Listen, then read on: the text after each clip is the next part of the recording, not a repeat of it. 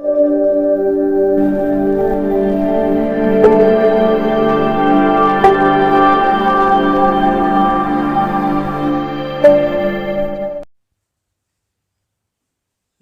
दोस्तों, आप सभी का अपने YouTube चैनल CW क्लासेज में स्वागत है। आज हम कोशिका विभाजन की चर्चा करेंगे। कोशिका विभाजन की जानकारी की बात किया जाए तो कोशिका विभाजन की जानकारी यहाँ आप देख सकते हैं। जानकारी सर्वप्रथम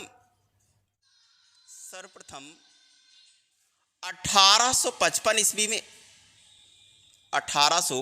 ईस्वी में बीर चाओ नामक वैज्ञानिक ने दिया था। यहाँ आप देख सकते हैं, बीर चाओ नामक वैज्ञानिक ने कोशिका विभाजन की जानकारी दी थी। कोशिका विभाजन जो होता है, अगर देखा जाए, 3 तरह का होता है, 3 टाइप्स का होता है। एक तो आसूत्री विभाजन होता है, आसूत्री विभाजन, जिसे अमीटोसिस कहा जाता है, अमीटोसिस कहा जाता है। दूसरा अगर देखा जाए, समसूत्री विभाजन होता है, समसूत्री विभाजन होता है जिसे माइटोसिस कहा जाता है, माइटोसिस कहा जाता है। और तीसरा जो होता है, अर्धसूत्री विभाजन होता है, अर्धसूत्री विभाजन होता है, जिसे मियोसिस कहते हैं, मियोसिस के नाम से जाना जाता है। ठीक है, आइए हम सबसे पहले अर्धसूत्री विभाजन की चर्चा करते हैं। अर्धसूत्री विभाजन की अगर बात किया जाए तो यह अविकसित प्रकार के जीवों में पाया जाता है। किस में पाया जाता है? अविकसित प्रकार के जीवों में पाया जाता है। क्लियर है? जिसमें आप कह सकते हैं प्रोकैरियोटिक कोशिकाओं में, प्रोकैरियोटिक, ठीक है, ये सबसे तेज होता है। यहाँ आप देख सकते हैं, सबसे तेज होता है ना। जैसे में अगर आप बताना चाहते हैं, जैसे में आप ले सकते हैं अमीबा,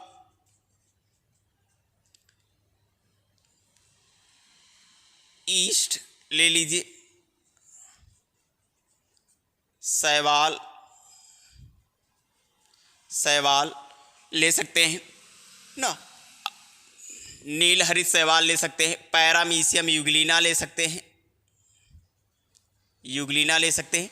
यानी आप कह सकते हैं कि जितने अविकसित प्रकार के जीव होते हैं वो एक किसके अंतर्गत आते हैं? आसूत्री विभाजन के अंतर्गत आते हैं, जिसे हम अमीटोसिस के नाम से जानते हैं। आइए हम देखते हैं समसूत्री विभाजन। समसूत्री विभाजन अगर देखा जाए, या ऐसे ही समझ सकते हैं, सम का मतलब समान, यानी जितनी कोशिकाएं टूटेंगी उतनी ही कोशिकाओं का पुनः निर्माण होना समसूत्री विभाजन कहलाता है। क्या कहलाएगा? समसूत्री विभाजन कहलाता है। ठीक है, तो जो समसूत्री विभाजन होता है, अगर देखा जाए तो समेटिक सेल का बना हुआ होता है। यहाँ आप देख सकते हैं, समेटिक सेल का बना होता है, और 99% होता है। क्या होता है आपका? 99% होता है। और कहाँ पाया जाता है? कायिक कोशिकाओं में पाया जाता है। किस में पाया जाता है? कायिक कोशिकाओं में पाया जाता है, कायिक कोशिकाओं में पाया जाता है। ठीक है, हमने पहले भी कहा कि जितनी कोशिकाएं टूटेंगी उतनी ही कोशिकाओं का फिर से पुनः निर्माण होना क्या कहलाता है? समसूत्री विभाजन कहलाता है। जैसे आप समझ सकते हैं कि बच्चों में अगर हड्डियां टूट जाएं तो क्या होता है, उनमें जुड़ने की जो प्रवृत्ति होती है काफ़ी तेज होती है, यानी काफ़ी तेजी के साथ वो क्या करता है? जुड़ जाता है। किसके कारण जुड़ता है? समसूत्री विभाजन के कारण जुड़ता है। लेकिन अगर यही हड्डियां किसी बूढ़े व्यक्ति में टूट जाए तो उनमें क्या होता है कि हड्डियों के जुड़ने की जो प्रक्रिया होती है काफ़ी देर होती है, यानी काफ़ी समय लग जाता है। इसका मतलब है कि समसूत्री विभाजन उसमें क्या होता है? स्लो हो रहा है, धीरे हो रहा है। इस वजह से उसमें जुड़ने की जो प्रक्रिया है वो काफ़ी धीमी है। ठीक है, जैसे आप लोग ने देखा होगा या जानते भी हैं कि घर में झाड़ू उड़ू लगाते समय आपने देखा होगा, कभी घर में छिपकली इधर उधर टहल रही होती है तो आप उसको मार देते हैं और मारते ही उसकी पुछिया क्या होती है, कट के गिर जाती है। क्या करती है, गिर जाती है। तो आप बड़े पछताते भी हैं कि ऐसा हमने किया और इसकी पुछिया कट गई। तो जबकि छिपकली को पता है कि हमारी पुछिया 2 दिन के बाद फिर से आ जाएगी। क्यों आ जाती है? उसमें ज़्यादातर समसूत्री विभाजन पाया जाता है। उसकी पुच्छ में क्या होता है, समसूत्री विभाजन पाए जाने के कारण क्या होता है, वो जल्दी जुड़ जाती है, फिर से नई एक पूछ आ जाती है। ठीक है, आप समझ सकते हैं हमने क्या कहा, समसूत्री विभाजन मीटोसिस होता है। यह समेटिक सेल का बना हुआ होता है। किसका बना होता है? समेटिक सेल का बना हुआ होता है। ठीक है, 99% होता है, 99% होता है। किस में पाया जाता है? कायिक कोशिकाओं में पाया जाता है। किस में पाया जाएगा? कायिक कोशिकाओं में पाया जाएगा। ठीक है, इस तरह से बता लेंगे। आइए देखते हैं अर्धसूत्री विभाजन। अर्धसूत्री विभाजन अगर देखेंगे इसको हम मियोसिस कहते हैं। क्या कहेंगे? मियोसिस कहते हैं। अर्धसूत्री विभाजन का मतलब आधा आधा होता है। क्या होता है? आधा आधा। यानी आप ये नहीं कह सकते कि जो क्रोमोसोम होता है, अगर मानव का क्रोमोसोम और मेल का क्रोमोसोम और फीमेल का क्रोमोसोम 46 चला जाए तो आप समझ सकते हैं कि जो बच्चा हमारा पैदा होगा वो अजीबोगरीब होगा। तो क्रोमोसोम पे डिपेंड करता है। यानी आप कह सकते हैं अर्धसूत्री विभाजन जो होगा वो आधे आधे पे जाएगा। इसको थोड़ा सा आप लोग नोट डाउन कर लें तो उसके बाद हम आगे बढ़ते हैं। चलिए देख लिए। आइए देखते हैं अर्धसूत्री। अर्धसूत्री जैसे हमने कहा कि इसको 2 भागों में डिवाइड किया गया है। यहाँ आप देख सकते हैं, एक तो हम मेल का ले लेते हैं और दूसरा फीमेल का ले लेते हैं। जो क्रोमोसोम होता है हमारा फीमेल, ठीक, पुरुष और महिला। जो पुरुष में क्रोमोसोम की संख्या होती है 46 होती है और फीमेल में जो क्रोमोसोम की संख्या होती है 46 होती है। कितनी होती है? 46 होती है। हमने क्या कहा, अर्धसूत्री विभाजन का मतलब होता है आधा। आधा मेल का आएगा और आधा क्या होता है? फीमेल का आता है। तो इसको अगर मेल की बात करें तो जो आपका मेल है, मेल में जो क्रोमोसोम है इसको 2 भागों में विभाजित किया गया है। इसके 2 पार्ट्स में विभाजित किया गया है। एक तो होता है आलोसोम, आलोसोम, और एक आपका होता है आटोसोम। क्या होगा आपका? दूसरा आटोसोम, आटोसोम। ठीक, इसी प्रकार फीमेल में भी होता है। एक अगर देखा जाए, हमने क्या कहा, आलोसोम होता है और दूसरा देखेंगे फीमेल में ही आटोसोम, आटोसोम। ठीक, इसी में आप देखेंगे जैसे मेल में हमने कहा क्रोमोसोम की संख्या 46 होती है, फीमेल में आप देखेंगे 46 होती है। कितनी होती है? 46 होती है। हमने क्या कहा, 2 वर्गों में वर्गीकृत किया गया है। मेल में आलोसोम और आटोसोम, फीमेल में भी वही हुआ है, आलोसोम और आटोसोम में। ठीक है, अगर आपसे पूछा जाए, अच्छा बताइए आलोसोम की संख्या कितनी होती है या आटोसोम की संख्या कितनी होती है, या ऐसे क्वेश्चन आपसे कर सकता है कि आलोसोम के कार्य क्या हैं या आटोसोम के कार्य क्या हैं, तो यहाँ हम आपको दिखा सकते हैं। जो आलोसोम की जो संख्या होती है वो 44 होती है। कितनी होती है भैया? 44 होती है। ठीक है, और आटोसोम की जो संख्या होती है वो 2 होती है। कितनी होगी? 2 होगी। हमने क्या कहा, आलोसोम की जो संख्या होगी 44 होगी, आटोसोम की जो संख्या होगी 2 होगी। ठीक है, पहले समझ लीजिए फिर उसे नोट डाउन करते रहिएगा। 2 होगी। ठीक है, इसी प्रकार अगर फीमेल की बात करते हैं तो फीमेल में जो आलोसोम की संख्या होती है वो भी 44 होती है। ठीक है, और आटोसोम की जो संख्या होती है कितनी होती है? 2 होती है। कितना होगा? 2 होगा। ठीक है, अब आलोसोम का जो कार्य होता है भैया, शरीर निर्माण का कार्य करता है। क्या करेगा ये? शरीर निर्माण का कार्य करेगा। ठीक है, और आटोसोम का जो कार्य होता है लिंग निर्धारण का कार्य करता है। क्या करेगा? लिंग निर्धारण। ठीक, इसी प्रकार आलोसोम की या इसमें बात करते हैं तो ये भी शरीर निर्माण का कार्य करता है, कार्य करेगा। इसी प्रकार ऑटोसोम की बात करते हैं तो ये भी आपका लिंग निर्धारण का कार्य करेगा। क्या करेगा? लिंग निर्धारण का कार्य। ठीक है, अब देखिए क्या होगा। जैसे हमने क्या कहा कि मेल का जो आलोसोम होता है इसका आधा चल के आता है, जब रिप्रोडक्टिव सिस्टम होता है तो इसका क्या आएगा? आधा चल के आएगा, यानी 22 इसका चल के आता है। और इसी प्रकार मेल में जो फीमेल में जो होगा आपका आलोसोम, इनका भी 22 चल के आएगा। तो कुल कितने हो गए भैया? 44 हो गए। कितने होंगे? 44 होंगे। इसी प्रकार अगर देखा जाए जो मेल का ऑटोसोम होता है इसका 1 चल के आता है। कितना चल के आएगा? 1। और इसी प्रकार महिला का जो ऑटोसोम होगा इसका भी 1 चल के आता है। कितने हो गए? 2 हो गए। टोटल जो क्रोमोसोम की संख्या हो गई कितनी हो गई? 46 हो गई। क्या हो गई? 46 हो गई। कितनी हो गई? 46 हो गई। ठीक है, अब आप जानते हैं मेल में X और Y होता है और फीमेल में क्या होता है? X होता है। इतनी बातें सभी जानते हैं।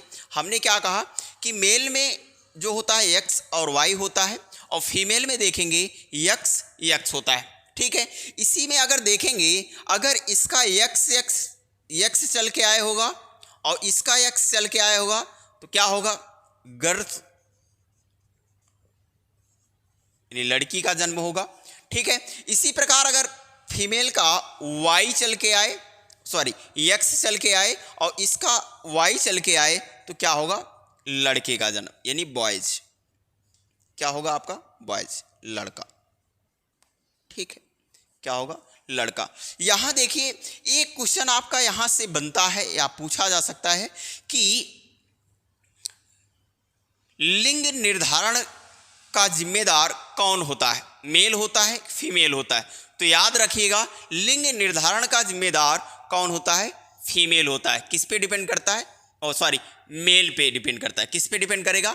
मेल पे डिपेंड करता है ना। जैसे कुछ महिलाएं प्रताड़ित भी होती हैं कि उनको बार बार लड़की ही पैदा होती रहती है, तो पुरुष वर्ग जो होता है थोड़ा सा इरिटेट हो जाता है कि महिला में ही कुछ कमी है। तो याद रखिएगा महिला में कमी नहीं होती है, वो केवल पुरुष में कमी होती है। क्योंकि आप जानते हैं कि लड़का और लड़की जो होगा वो किस पे डिपेंड करता है? मेल पे डिपेंड करता है। अभी जस्ट हमने कहा कि किस पे डिपेंड करेगा? मेल पे डिपेंड करता है। ठीक है, किस पे डिपेंड करता है? मेल पे, क्योंकि इसके पास X और Y दोनों क्रोमोसोम पाए जा रहे हैं। ठीक है, X होता है तो आप जानते हैं लड़की का जन्म होता है, और X और Y होगा तो लड़के का जन्म होता है। तो आप देख रहे हैं मेल के ही पास X और Y पाया जा रहा है, जबकि फीमेल के पास आप देखेंगे तो केवल XX ही पाया जा रहा है। तो यानी ये केवल लड़कियों को ही जन्म दे सकती है। ठीक है, तो इसका जिम्मेदार कौन होगा भैया? मेल होता है। ठीक है, कौन होगा? मेल होता है। ठीक है, इसी प्रकार आगे हम बढ़ते हैं, थोड़ा सा आगे बढ़ेंगे। जैसे जब क्रोमोसोम में अगर देखा जाए, क्रोमोसोम में जो आपका आलोसोम होता है, क्या होता है? आलोसोम होता है, और इनकी संख्या जो होती है 44 होती है। इन संख्याओं में जब हेरा फेरी होती है, जब इन संख्याओं में हेरा फेरी होगी तो सिंड्रोम की घटना उत्पन्न होती है। यानी आप कह सकते हैं कि क्रोमोसोम की संख्या में कम होने के कारण जो घटनाएं उत्पन्न होती हैं उसे हम क्या कहते हैं? सिंड्रोम कहते हैं। क्या कहेंगे? सिंड्रोम कहते हैं। क्या कहेंगे? सिंड्रोम कहते हैं। ठीक है, सिंड्रोम जो होता है अगर देखा जाए भैया, जो सिंड्रोम आपका होगा वो कुछ टाइप्स के होते हैं। जैसे यहां आप देख सकते हैं, एक तो टर्नर होता है, यहां आप देखेंगे टर्नर होता है, और दूसरा आपका देखा जाए क्लीनी फिल्टर होता है। क्लीनी फिल्टर होता है, और एक आप देखेंगे डाउन सिंड्रोम होता है। क्या होता है? डाउन सिंड्रोम होता है।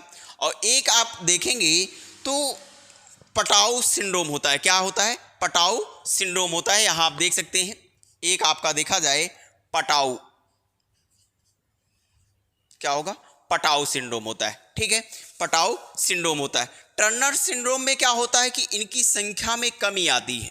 क्या होगा? यानी जो 46 है, 46 की बजाय कितना हो जाएगा? 45। यानी 45 अगर हो रहा है क्रोमोसोम की संख्या तो क्या होगा? टर्नर होगा। क्या होगा? टर्नर सिंड्रोम होगा। ठीक है, इसी प्रकार अगर देखा जाए दूसरे की बात करते हैं, क्लिनीफिल्टर में आप देखेंगे, क्लिनीफिल्टर में अगर देखा जाता है जो आपका सिंड्रोम होता है, यानी जो क्रोमोसोम आपका पाया जाता है 46 की बजाय 47 हो जाता है। कितनी हो जाता है? 47 हो जाता है। तो उसे क्या कहेंगे? क्लिनीफिल्टर के नाम से जानते हैं। ठीक है, डाउन सिंड्रोम में क्या होता है? इनमें भी 46 की बजाय 47 हो जाता है। कितना होता है? 46 की बजाय 47 हो जाता है। इसी प्रकार पटाऊ सिंड्रोम जो होता है इसमें भी आप देखेंगे 46 की बजाय 47 हो जाएगा। कितना होगा? 46 की बजाय 47 हो जाता है।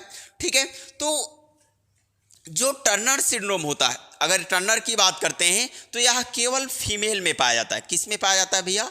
फीमेल में। आपसे क्वेश्चन किया जा सकता है कि टर्नर सिंड्रोम किस में पाया जाता है, तो आप बताएंगे फीमेल में पाया जाता है। टर्नर सिंड्रोम होने के कारण क्रोमोसोम में की संख्या कितनी हो जाएगी? 45, यानी एक घट जाता है। क्या होगा? एक घट जाता है। तो फीमेल में जो रोग होता है भैया, क्या होता है? बांझपन, यानी बच्चे पैदा नहीं कर सकती। ठीक है, बांझपन आ जाता है। ठीक है, इसी प्रकार अगर हम क्लिनीफिल्टर की बात करते हैं तो इसमें हमने आपको बताया कि 46 की बजाय कितना हो जा रहा है? 47 हो जा रहा है। तो ये आपका जो होता है किस में पाया जाता है? मेल में पाया जाता है, यानी पुरुष में। आप लिख सकते हैं किस में पाया जाएगा? पुरुष में पाया जाता है। ठीक है, इसमें क्या होता है? क्लिनीफिल्टर के कारण, यानी 47 जब आपका क्रोमोसोम हो रहा है तो इसमें किस में होता है? मेल में होता है, यानी पुरुष में होता है। ठीक है, तो पुरुष में जो होता है रोग नपुंसकता, नपुंसकता नामक रोग हो जाता है। नपुंसकता नामक रोग जो होता है अगर देखा जाए एज बढ़ने के कारण आता है। किसके कारण आता है? एज बढ़ने के कारण आता है। ज़्यादातर अगर देखा जाए तो 50 के ऊपर ही घटनाएं होती हैं नपुंसकता नामक रोग। ठीक है, लेकिन कुछ खान पान में हेरा फेरी के कारण भी इस तरह की समस्याएं बन सकती हैं, नपुंसकता नामक रोग हो सकता है। हमने क्या कहा? क्लिनीफिल्टर नामक रोग आपको हो सकता है, इस सिंड्रोम के कारण होता है। क्लियर है?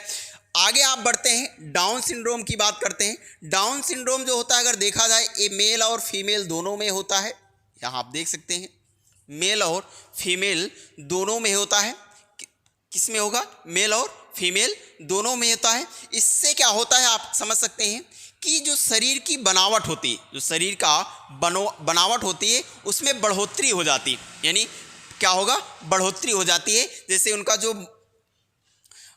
खोपड़ी होगी वो थोड़ा सा गोल टाइप का हो जाएगा। यानी क्या हो जाएगा? गोल टाइप का, जिसे आप मंगोलियन भी कह सकते हैं, मंगोलियन टाइप का। ठीक है, शरीर बढ़ जाता है। ऐसे सीधा पहले लिख सकते हैं, शरीर बढ़ जाता है। ठीक है, मंगोलियन,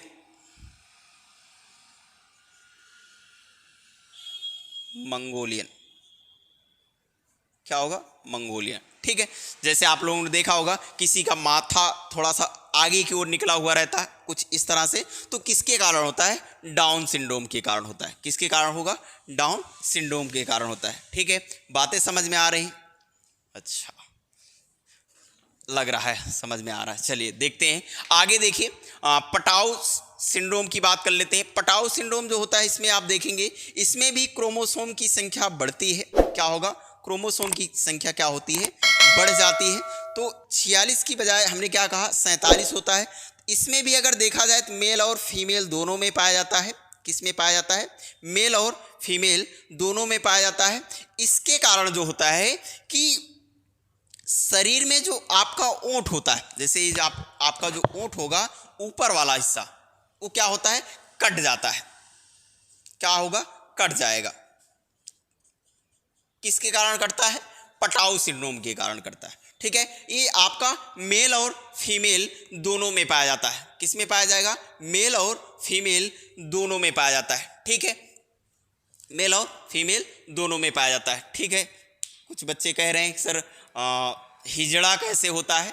तो हिजड़ा बोलना गलत है, क्योंकि समाज उनको गलत नज़रिए से देखता है, जबकि उनका कोई दोष नहीं होता है, क्योंकि उनकी भी एक अपनी मजबूरी होती है कि ट्रेड में दूसरों से पैसा मांगना, क्योंकि समाज उनको गलत तरीके से देखता है, गलत नज़रिए से देखता है, कोई नौकरी देने वाला नहीं होता, तो हिजड़ा बोलना गलत है। ठीक है, उसमें क्या होता है, जैसे हमने क्या बताया था कि जो यहाँ आप देखेंगे क्रोमोसोम मेल या फीमेल में, हमने पहले ही कहा, यहाँ थोड़ा सा ऐसे देख लेते हैं ना। मेल में हमने पहले ही कहा भैया 46 होता है, और फीमेल में भी क्या होता है? 46 होता है।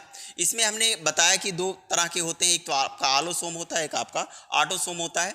तो जो ऑटोसोम होता है इसमें, यानी जो आपका ऑटोसोम होगा, चाहे वो आपका मेल का हो चाहे फीमेल का हो, यहाँ लिख देते हैं ऑटोसोम। ठीक, जब इनकी संख्याओं में, जब हमने पहले ही कहा कि ऑटोसोम की जो संख्या होती कितनी होती है? 2 होती है ना, 2 होती है। तो इनकी संख्याओं में जब हेरा फेरी होती है, यानी जब इनकी संख्याओं में हेरा फेरी होती है, तब इस तरह की घटनाएं उत्पन्न होती हैं कि वह ना तो नर होता है ना तो नारी होता है। यानी आप कह सकते हैं ना तो पुरुष हो सकता है ना तो महिला हो सकता है, तब इस तरह की घटनाएं उत्पन्न होती हैं। तो अर्धेश्वर जिसे कह सकते हैं कि ना तो नर ना तो नारी होगा। ठीक है, तो किसके कारण? ऑटोसोम की संख्या में जब हेरा फेरी होता है, क्योंकि यही आपका क्या करता है? लिंग निर्धारण का कार्य करता है। लिंग निर्धारण का कार्य करता है। किसका कार्य करेगा? लिंग निर्धारण का कार्य करता है। ठीक है, उम्मीद है कि आपको हमारी बातें समझ में आ रही हैं, सबको समझ में आई होंगी। ठीक है, सभी लोग कमेंट करके ज़रूर बताइएगा आपको कैसा वीडियो लगा। मिलते हैं, तब तक के लिए नमस्कार।